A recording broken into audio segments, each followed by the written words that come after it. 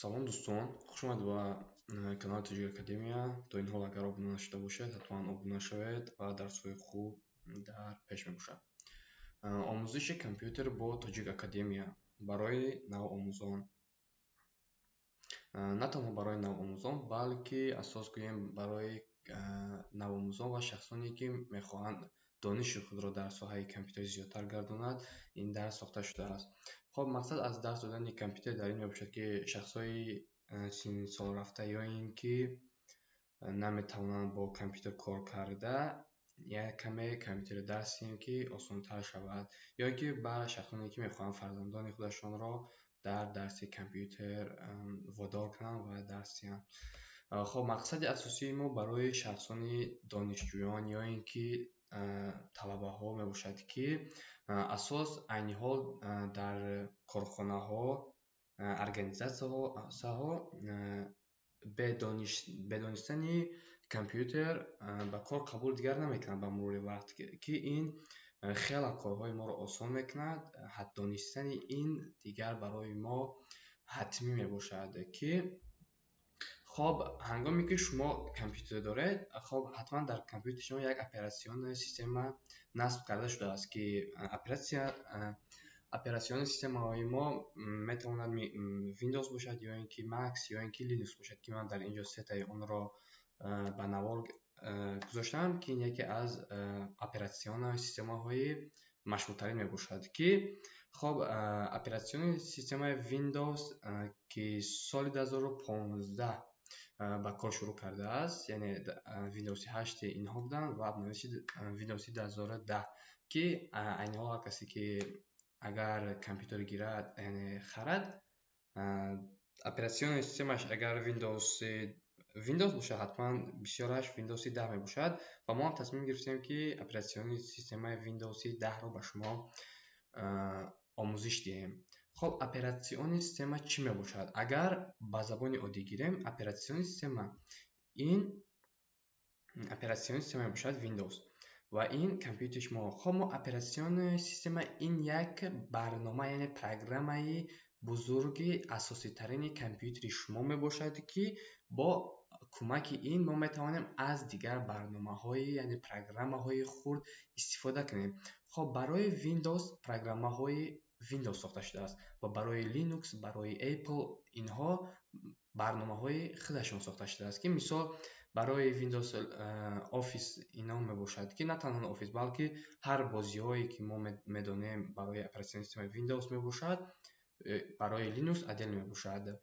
Хоб, ҳамин қадар донем, ки агар оддитар гирем, оператсиони система ин асоситарин барномаи дар компютери мо бошад, ки ба кӯмаки вай мо метавонем дигар барномаҳоро истифода кунем, ё ин ки файлҳоро, ки файлҳо инҳо хоб, ҳар чизе ки мо дорем дар телефон ё компютер, масалан аксҳое ки мо дорем электронӣ, масалан инҳо ҳама файл мебошанд бачаҳо. Масалан файли акс, файли текст, масалан навиштаҷот, ё ин ки файлҳои видео, инҳо ҳамашон файл мебошанд, ки оператсиони система ба мо иҷозат медиҳад, ки бо файлҳо, бо программаҳои худашон истифода кунем, ки агар оператсиони система дар компютери мо набошад, мо наметавонем аз инҳо истифода барем.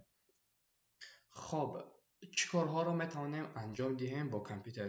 Дар баъзе одамҳо дар ҷои кор аз барномаҳои барои корашон, мисол аз Word, Excel, яъне таблитсаи Excel, ё ин ки дигар барномаҳое, ки дар кори худашон барояшон лозим аст, истифода мекунанд компютерро, ё як нафари дигар барои дар як корхона барои Photoshop, яъне корҳояшон ба Photoshop сурат акс кардан инҳо мебошад.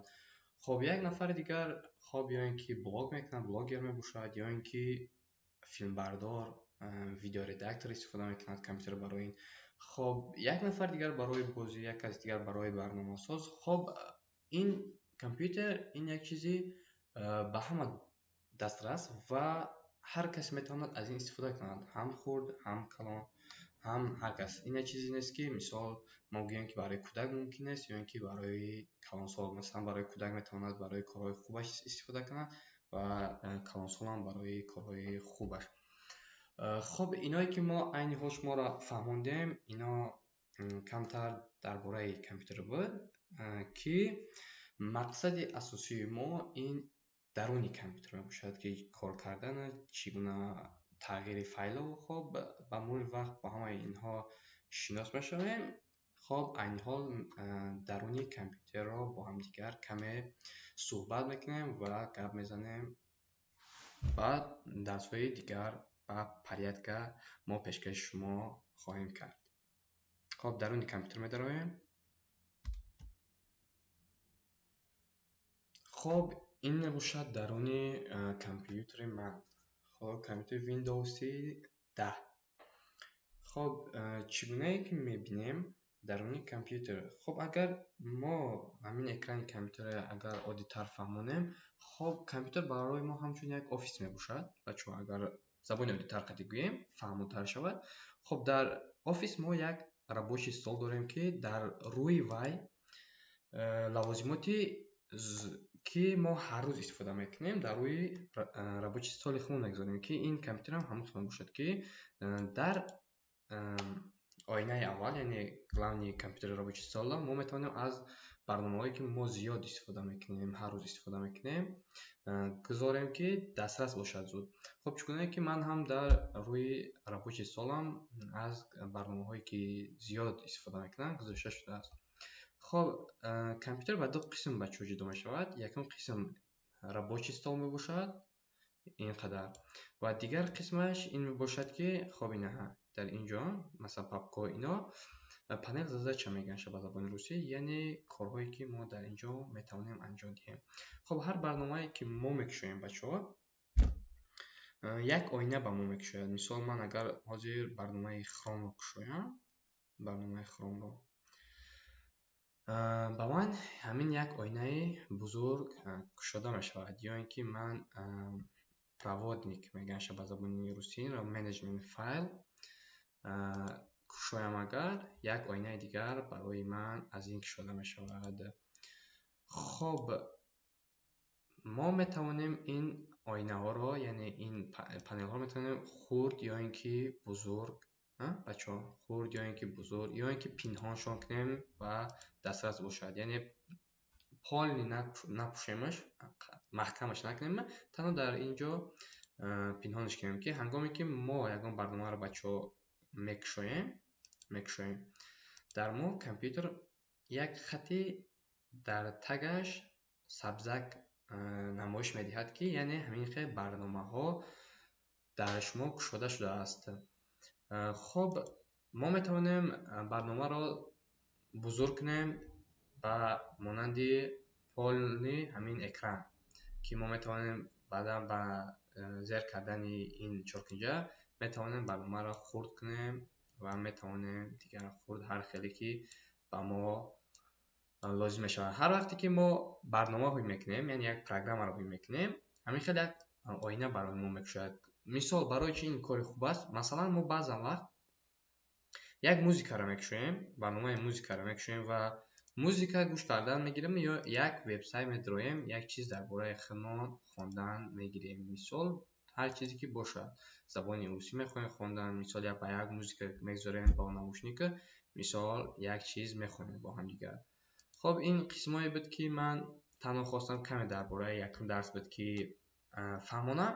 хоб ҳамин хел ки дигар мо дар офиси худмон корзина дорем, як қатъи барои мусоромон гирифтан. хоб дигар ино. хоб дар дарсҳои дигар бачаҳо мо мақсад дорем, ки тамоми инҳоро мо чӣ қадр дар инҷо метавонем барномаҳои зуд дастрас кунии худро гузорем ва чӣ гуна вақтҳоро тағйир кунем ва хела зиёд дар инҷо бакграундҳоро ҳалиш кунем. хоб пуск ҳар куҷое ки масалан, хоб ба мурори вақт агар хоҳишманд бошад, ҳатман дарсҳои беҳтарин аст ва фикр мекунам, ки хела то ҳадди хубтар тавонем даруни компютерро ба шумо дарс диҳем. хоб инак ин дарс тамом ва дарси дида дигар кор ба фаҳмондан чӣ гуна ва чӣ хел корҳоро анҷом диҳем. ба мурори вақт пользователь месозем, яъне як компютерро чанд одам тавонад истифода кунад барои ҳар як аз пароли худаш, барои ҳар як кас файлҳои худаш ки ба мурори вақт бо ҳамдигар месозем. ҳатман дастгирӣ кунед, обуна шавед. То дарсҳои дигар сарбуланду муваффақ бошед.